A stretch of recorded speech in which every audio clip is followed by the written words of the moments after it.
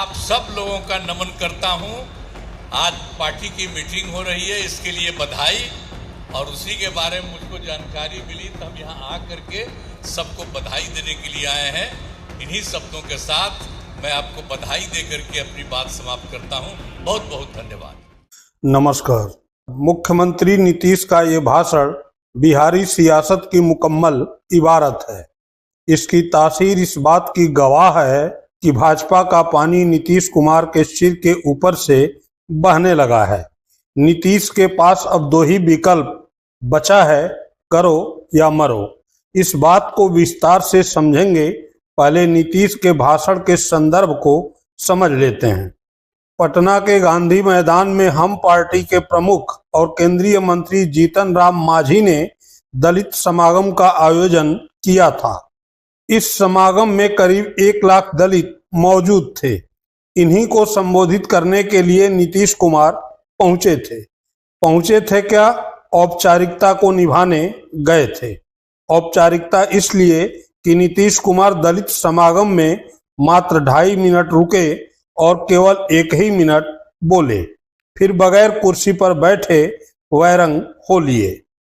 अब सवाल ये उठता है कि नीतीश कुमार पहले से दलित को अपना वोट बैंक मानते हैं और सामने 1 लाख दलित बैठे हैं, तो क्या ये नहीं बनता है कि बतौर मुख्यमंत्री नीतीश कुमार दलित समाज का मार्गदर्शन करते, दलितों के लिए किए जा रहे अपनी सरकार के प्रयास से उन्हें अवगत कराते? लेकिन नीतीश कुमार ने ऐसा नहीं किया। सिर्फ एक शब्द बोले, धन्यवाद, और चलते बने। क्यों? क्योंकि नीतीश कुमार दिल और दिमाग से मोदी नीति गठबंधन एनडीए के साथ आगे बढ़ने को अब तैयार नहीं है। और दलित समागम मोदी के चहेते जीतन राम मांझी ने आयोजित किया था। नीतीश का दिमाग तो भाजपा को लेकर हर दिन चौकन्ना रहता है, लेकिन हाल के दिनों में नीतीश कुमार का दिल भी भाजपा को लेकर सहज नहीं है। याद कीजिए प्रधानमंत्री मोदी की भागलपुर रैली, वही रैली जिसमें मोदी ने नीतीश कुमार को लाडला की उपाधि प्रदान की थी।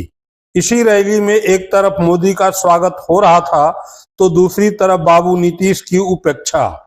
मोदी नीतीश के ही बिहार के मखाने की माला पहनकर इतरा रहे थे और नीतीश को माला निहारने तक की जगह भाजपाई नहीं दे रहे थे।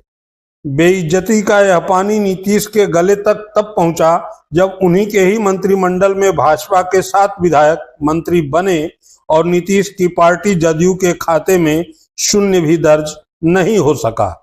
नीतीश के हित से सिर्फ बधाई देने की मजबूरी आई। इतना ही नहीं, बेइज्जती का पानी नीतीश के नाक के ऊपर तब पहुंच गया जब नीतीश के पुत्र निशांत की मांग पर भाजपा ने चुप्पी साध ली। निशांत कुमार ने मांग की थी कि उनके पिता नीतीश कुमार को मुख्यमंत्री का चेहरा घोषित किया जाए। जी, एनडीए भी घोषित करें और हमारे जेडीयू भी कार्यकर्ता सारे नेता सब मिलकर घोषित करें। एनडीए भी घोषित, सीएम है और सीएम के उनके नेतृत्व में हमारी सरकार बने, फिर से विकास का क्रम जारी रखें।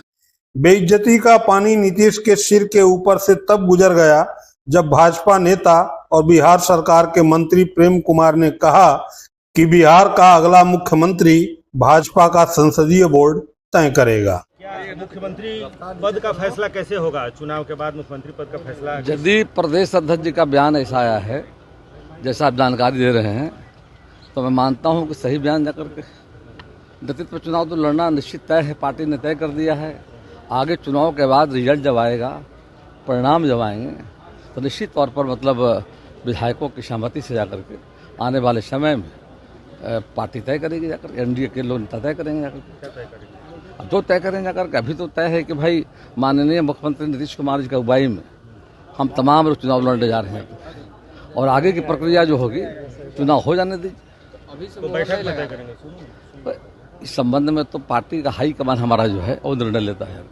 जो पार्टी हाई कमान का आदेश होगा हम पालन करेंगे। पार्लियामेंट्री बोर्ड की बैठक और विधायक दल की बैठक होगी तब? बिल्कुल यही प्रक्रिया रही जाकर के है। चुनाव के बाद पार्लियामेंट्री बोर्ड विधायक दल की बैठक होती है, उसके बाद नेता चुनाव किया जाता है।